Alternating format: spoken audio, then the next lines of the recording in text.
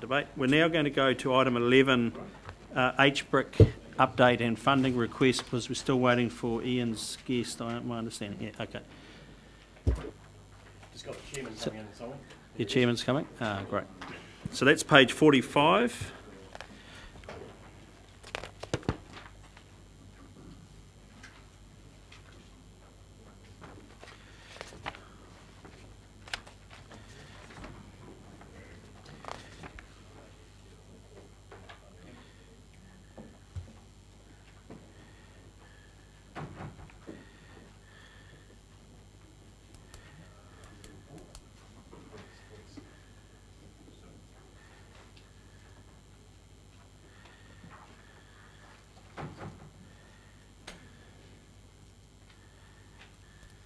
Okay. Welcome. To speak to our report and then turn to the paper on the funding? I think so. Right. I think let's Well, a substantial part of the report is about the funding, seems not a great deal of point in talking about that until we've reached the paper about the borrowing. Andrew, do you want to give an update on where we're at with uptake and so on? Yeah, very quickly. Well, I'll just give you a quick summary across the various work strands, including uptake. So, obviously, since late December and in particular since the 5th of January, the team has been 95% focused on the financing work stream. So that's been the major focus, and what I've said here in this report is that with 2 institutional investors, we're at a stage with terms sheets which have also been worked through with Crown Irrigation Investments that we have confidence we're going to reach a commercially viable position with both. But having said that, we are still working through in detailed ultimately which of those two we would ideally want to see as preferred, and that's a decision that HBRIC will make, and that's a particular process. So we haven't quite got to that point, but we're close to it. So that's that. Second point that I'll make in the just general sort of update here is that, consistent with what I told councillors in the December meeting, is that with the water uptake work strand, we've essentially got that in the holding pattern, and that's for a number of reasons. One is, the first thing is that we in November went through a process with either countersigned contracts and or contracts in the pipeline, 42 million cubic metres. We're confident that's a pretty solid number, and we have a focus on other transactions as well, but as everybody knows, most people actually spend a bit of time off during the Christmas break, and that's reflected in the amount of time and effort we've put into that. But in addition to that too, I wound back the sales workforce to just a holding pattern in December, through the months of December and January, which was related to the budget process. So how much budget have I got to spend on those sorts of exercises? We've saved some cost in that period basically. So that's why the numbers haven't materially moved, but that's not something that I'm concerned about. Ultimately, we will have a significant push on that once we've got a preferred investor locked and loaded. So, I don't know whether I want to say anything much more than that. Take questions on it, probably. That's fine. Yep. Questions there, Councillor Grant. With all due respect, Andrew, December's not a holiday period in New Zealand. January is a holiday period. And you know, ever since I've been on this council, we've been signing up people for almost 2 years. We've talked to every single person in that ruhi, and we've got 31 million cubes. Why is so you've always had your hardcore who want to buy this water.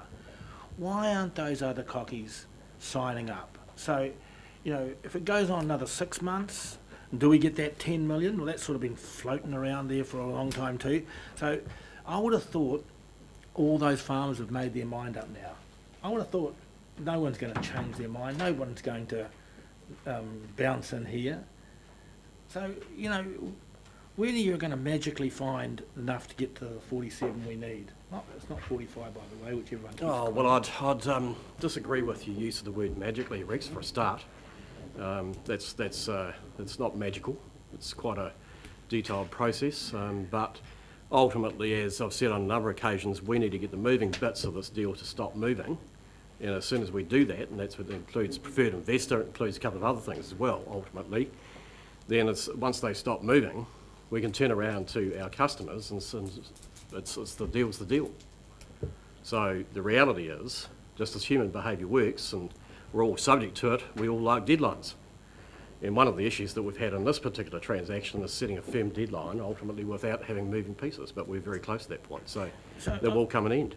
Do you seriously think there's a cocky sitting back there saying, I'm going to hold back until they've got an investor?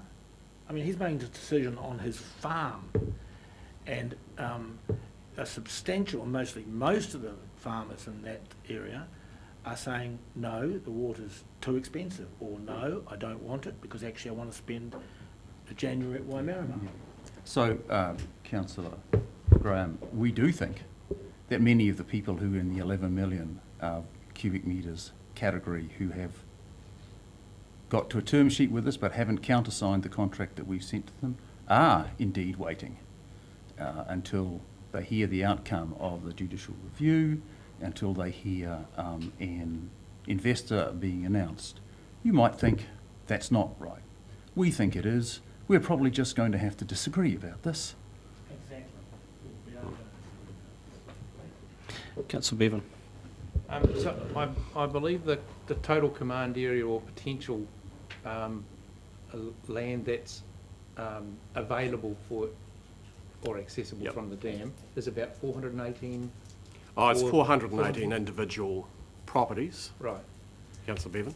Can you just give us a, not 100% accurate, Yeah. can't be, but just like ballpark figures, 100 are never going to be interested.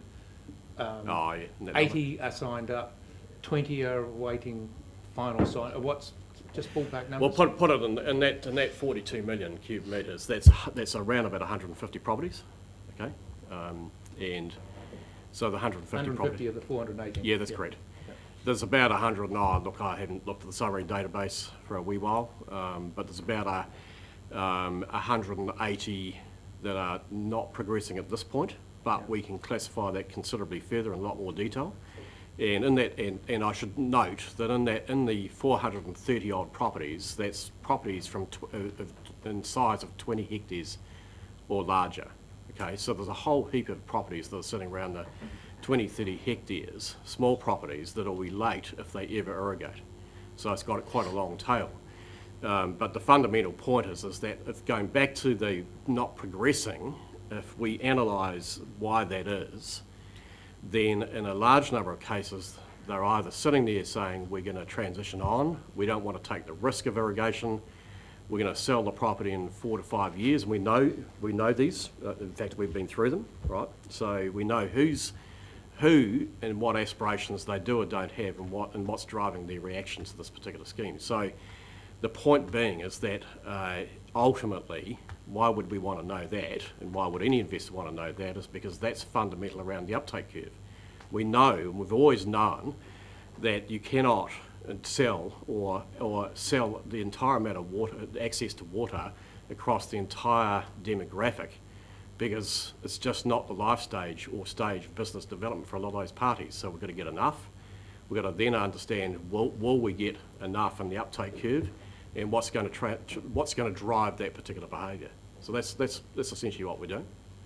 You're absolutely right, because let's face it, when you get to financial close, if you get there, you're not even halfway through. That's right. Selling the water. Yeah, you're right. And there's so much more that will need to be done, and it's been so much, looks to me from the outside like it's so much agony to get to where we've got, and yet that's not even halfway. And the model we're working on says you're going to go from 40 million to 65 during the 3 years of the build. That's a hell of a lot of extra water to sell, and this council needs to have a high level of confidence, and obviously other investors will be looking for that as well, that those figures are embedded and justified.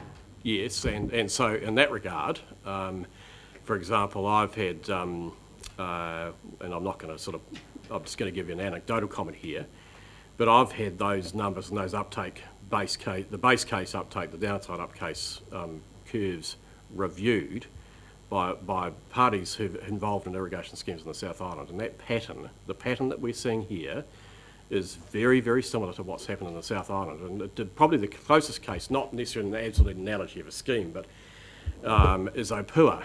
So Opua was a case where that was an irrigation scheme storage that transitioned from essentially a dryland farming community to an irrigated farming community. And the third sort of behaviour is absolutely well and truly evident in all of those schemes, and particularly in Opua. So what we have here in Hawke's Bay, compared to where irrigation development is in the South Island, for example, is it's a lot less sophisticated, and it's a lot more of a dryland farming community, and that's reflected in behaviour. So have we got confidence we'll get there? Yes. Will the investors have confidence we'll get there? Well, if they stick their money in, they will. And the evidence of history says that that's the pattern that we're seeing is pretty predictable.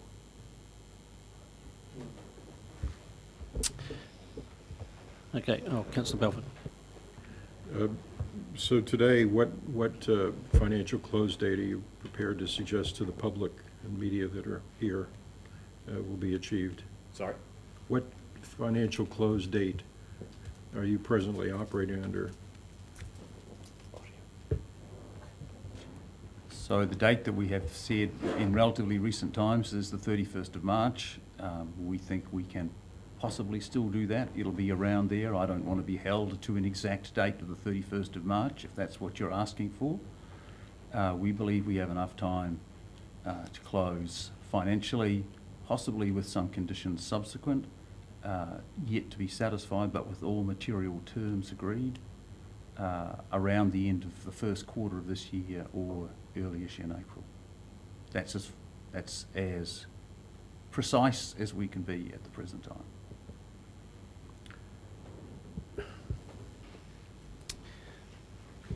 Follow-up question to that. Again, for the record, there's a media release not so long ago which said, and I quote from it, it's intensive, this is referring to HBRIC, intensive work was being done with 3 potential investors, but it would not make a decision public until very early in 2016. In an update, HBRIC said it had not yet decided on a preferred investor. It was now unclear when that decision would be made and when it would be announced. So it leaves people with a sort of a view that this is sort of, disappearing over the horizon. Would you like to care to give an update, public position, on where you think what you just commented or read from, as I understand it, is a press release by Radio New Zealand. That's correct. They did ask us some questions. We answered and said, more or less my answer to Councillor Belford, that they asked 2 precise questions. Have you decided on an investor yet? And I believe the second was, will you announce one in February? I think was the second question. The answer that we gave them was, no, we haven't decided. And our answer to the second question, maybe the second question was, when will you make a decision? We said, likely to be in February. All the other words about us being confident about things, all the rest of it is Radio New Zealand's filling a vacuum, basically. They are not words that are attributable to me or to Andrew.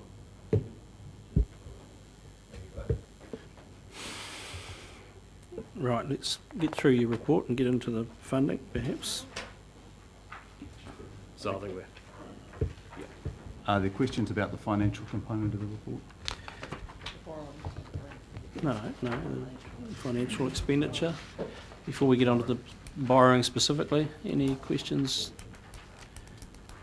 since the 16th going back of to the December? previous issue, I'd just like to ask Dr. Pearce and Andrew, I guess the simple question. In the impending environment of a decision on the judicial review and the environment of the likely impending announcement of an investor, which takes two high levels of uncertainty out of the situation, are you confident, as I would be, that you will be able to, I believe, dramatically step up the rate of sign up to the scheme? Yes. Thank you. Yes, depending on the outcome of the judge's decision on the judicial review. That's true. I mean, You're asking me to speculate otherwise. If it was in a court of law, my answer would be you're asking me to speculate and I refuse to answer the question. But having said that, Chairman, if you don't mind me saying is that if you make the assumption that the judicial review is a decision is a positive, and that can be interpreted in a variety of ways, depending on how it's written, then all things being equal, yes, that will make a difference, and clearly having an institutional investor sitting there preferred makes a material difference, because it's removing uncertainty, which goes back to my original point. Our job, or at least my team's job, which we do on behalf of the HBRIC board, we do it on behalf of you, is to bring a deal to the table with all of its elements, and in the end, if farmers take the water up, they take the water up, and the deal is clear and transparent, and without being still moving. That's fundamental. But if they don't, in the end, well, that will be what it'll be. But I'd just like to make the point that I've spent most of my working life selling cars, commercial real estate, and other significant commodities. It's take a bit of work, and I just know full well from experience where there is uncertainty that it is hard going until you can diminish, if not totally remove, that uncertainty. So I think you've done well in the circumstances. So thanks for that, Councillor Dick, and you're quite right, and it is obviously the behaviour of parties who don't want this to proceed to every potential opportunity add further uncertainty. that's dead right. Mostly by waiting to the last possible moment in any legal process to file their appeal or whatever else, and draw out the length of time in which uncertainty continues to prevail. That has been the pattern up to now. If you take a Bayesian view of the world, a Bayesian view of the world, whereby you inform your estimate of the probability of things as you receive each new incremental piece of information, then every time this has happened, the probability that more of it will happen increases. My expectation is that more opportunities, every opportunity will be taken by parties who are opposed to this project to create uncertainty, and they will wait till the last possible second to drag things out as far as they possibly can. That's my projection. It's realistic. Okay. Do you prefer to operate in the country?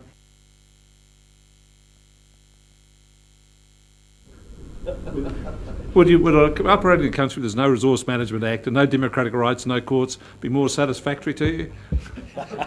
Probably doesn't need answering, actually. Are you suggesting that I move to China?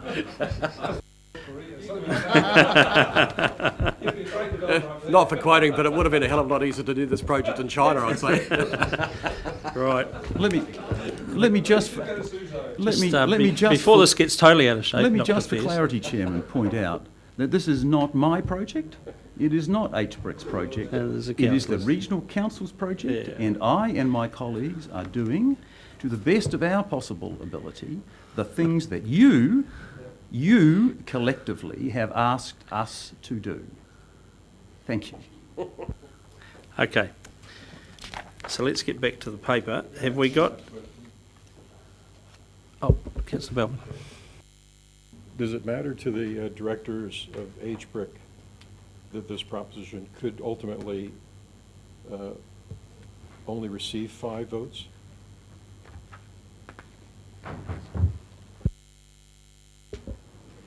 You mean in the final decision on whether or not it invests? I have... Let's wait and see, I think is the answer to that. Well, I think that's a democratic process which is entirely outside of the control of the directors.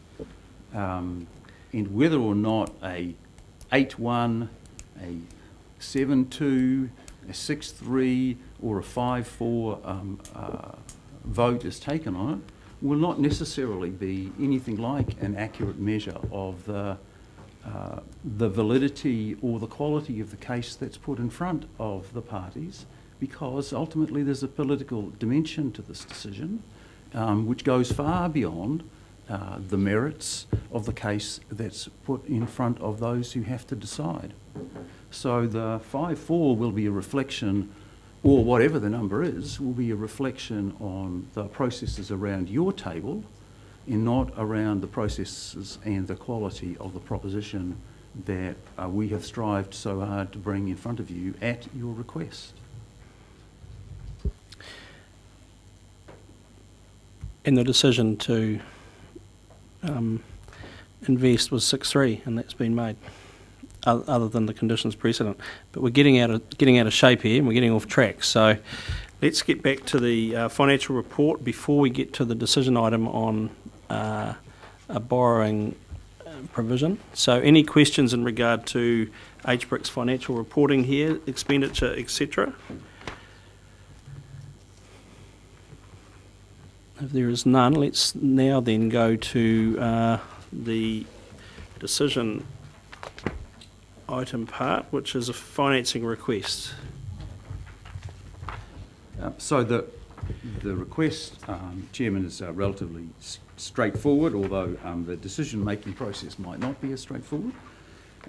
We came to you in November as both papers set out, seeking approval to undertake these early works. At that time we had, again as the paper said, applied for funding for this from the Irrigation Acceleration Fund. We had indications from CIIL that they would support that, but they are not the decision makers. It's the IAF, who are part of the Ministry of Primary Industries, who are the decision makers. The ultimate result of that application was that everything else that we asked for funding was funded, but the early geotechnical works was not funded because MPI, as MPI have conveyed to us, and their view, these activities were not required to reach financial close, and they seem to have taken that as the sort of boundary between where their funding stops and somebody else's starts.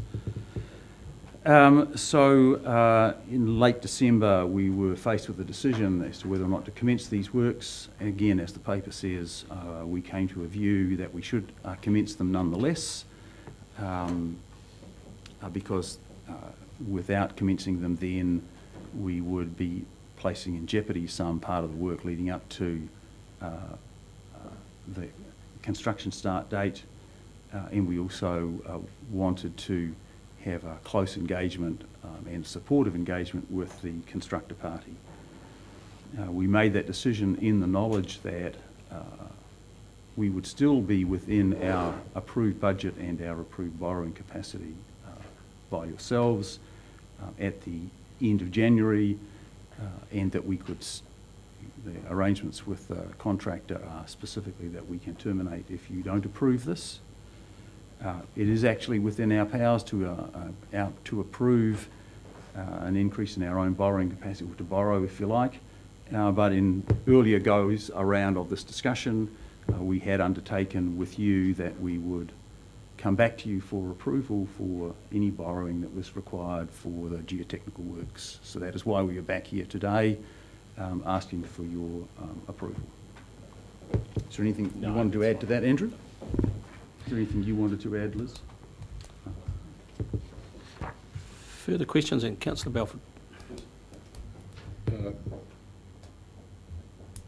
Apart from this particular purpose of the extra amount, if this process were to continue beyond March 31st, do you have sufficient budget to carry on activities, let's say, through June? Andrew? No, I mean, if it I think probably the end of March, we'll be getting pretty close to the end of the currently Yep, that's approved right. budget, but I don't have the exact number in my head. So we could be well faced with an additional ask of some kind a month or two from now. Well, I think I think it'd be important to put some context around that. So our objective, all things being equal, is to drive the deal to a point where the issues of uncertainty, material uncertainty, are left as very few of them. And our objective is to do that by the 31st of March. So I think as you see the deal today versus where it'll be in March, I don't think it's helpful to speculate on that. We simply need to make sure that we can do everything we can within reason to get the deal to a point where it's to go in that period in the first quarter, give or take a few weeks either side.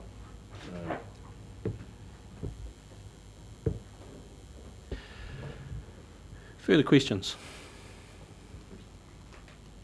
Someone happy to move them?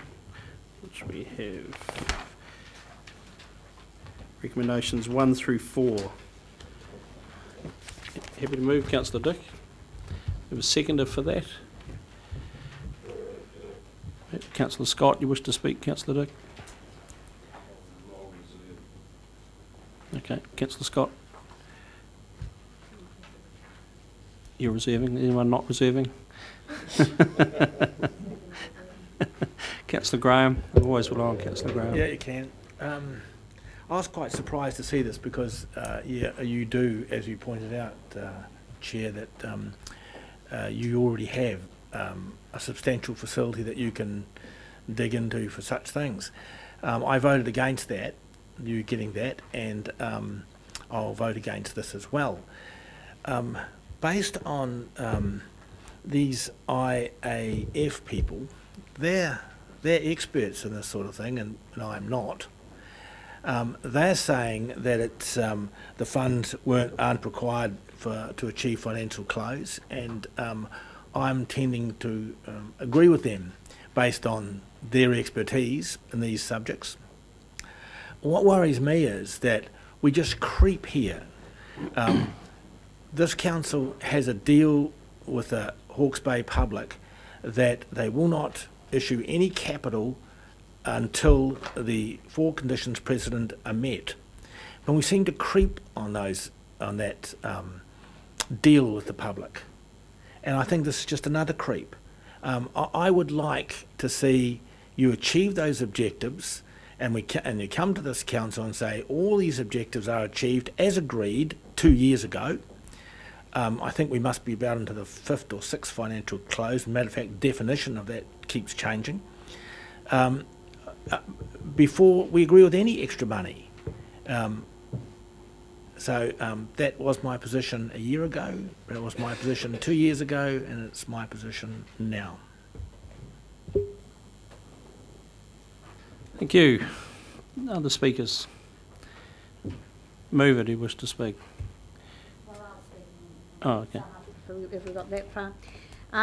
There has been creep in this. There's been creep particularly in timing, and it's been something totally out of our control. And I think Dr. Pearce has addressed a number of the reasons for that.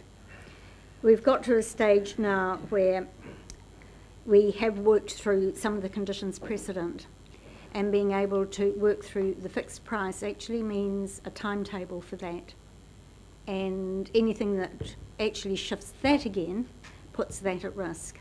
So I think it is important at this stage that we keep an eye on some of these timetables, and where we have got the ability to control some of these timetables, we need to exercise every aspect of that to see that that happens.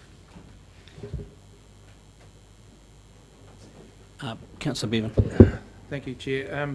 Yeah, I guess Christmas has been an opportunity for all of us to reflect on this whole dam issue and the ramifications of it all, and it certainly has been for me.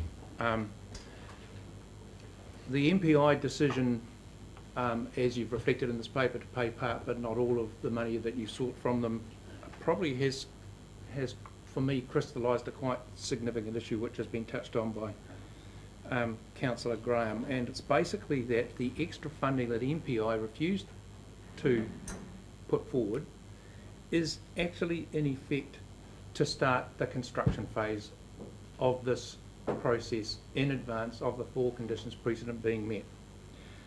And it's my view that we have absolutely no legal or moral mandate to agree to do that. We have a pact, if you like, with the people of Hawke's Bay that when the 4 conditions precedent are met, then we'll hit the green light and we'll put up our $80 million. Before that happens, there is just so much risk that we'll be spending money, wasting money, because the project doesn't proceed. So what happens if you don't get the 4 conditions precedent met and agreed by the end of March? You'll come here, cap in hand, and ask for more money. And it's quite possible that 5 people sitting around this table might say yes, and it might be another 2 million or another 10 million or however many more million. But as Councillor Scott just said, it's just this process of creeping. It just goes on and on and on. And for me, I've had enough, and I don't think we should be spending a single penny more than is required to meet the 4 conditions precedent, and that's why I'm a no to this. Wish to sum up, Councillor Dick? Well, I'd just like to say again, referring to my personal experience, that good things, worthwhile projects, game-changing projects, and I've been involved in a few, but none on this scale. They do not come easy. They are very hard work, and invariably they encourage or foster strong political and other opposition. But if the end objective is worth it, then you've just got to persevere and keep going. And I commend Dr. Pearce and his board and Andrew and the staff for their dedication, hard work and persistence, and I believe you'll get there. Thank you. I'll put the motion. All those in favour, please say aye. Aye. Contrary, no. Aye. Show of hands in favour and against. The motion is carried. Thank you, gentlemen. Thank you, councillors. Thanks, Pete. Well, I bravely said 4 o'clock finish, so shortly before 4 o'clock would be useful. Okay, we're still waiting. Oh, we're here? We're good.